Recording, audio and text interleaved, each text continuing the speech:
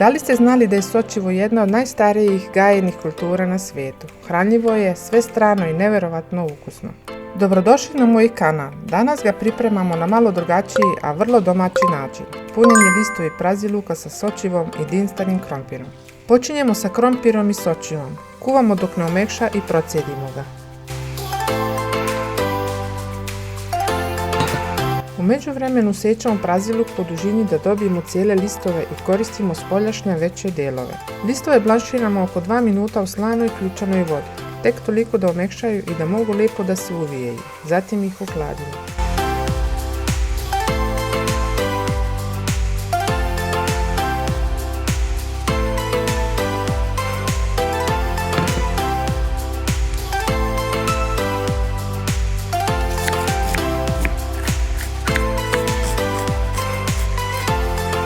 Na ulju popržimo crni luk dok ne postane staklas. Dodamo rendanu mrkvu i ostatak praziluka, pa popržimo još nekoliko minuta.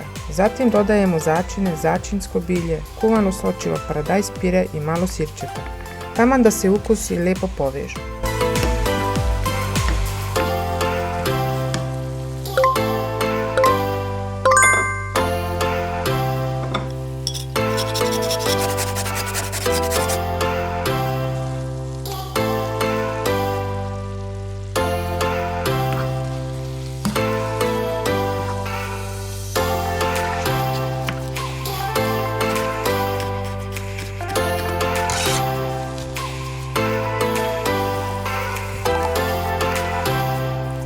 Pripremamo i paradajz sos. Na ulju kratko popržimo šećer, dodamo paradajz pire, zalijemo vodom i posolimo. Jednostavno, ali veoma ukusno.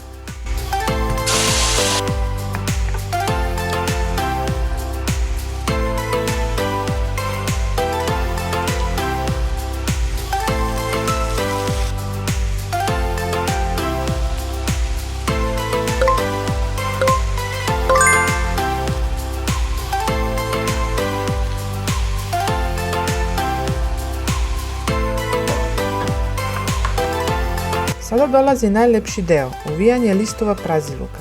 Na jedan kraj lista stavimo fil i uvijamo u oblik trougla. Zaista je lako, ređamo ih u pleh, prelivamo paradajz sosom, pokrivamo aluminijastom folijom i pečemo na 200 stepeni oko 30 do 40 minuta. Tokom pečenja sirovi sastojci se pretvaraju u meko, mirisno i primamljivo jelo.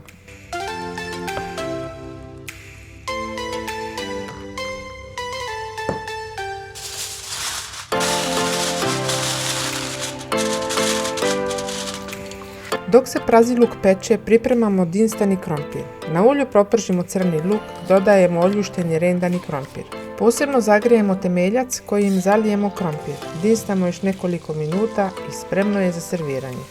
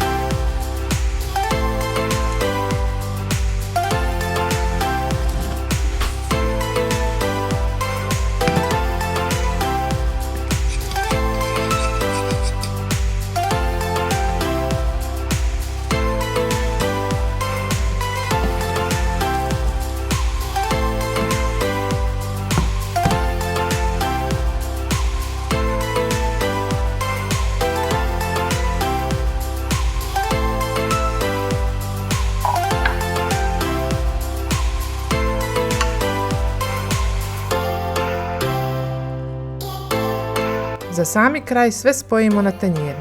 Sočni punjeni listovi praziluka, bogat paradajz sos i domaći dinstani krompir. Obrok koji je hranljiv, bogat vlaknima, biljnima proteinima i punog ukusa. Večera koja je zdrava, zasitna i laka za pripremu.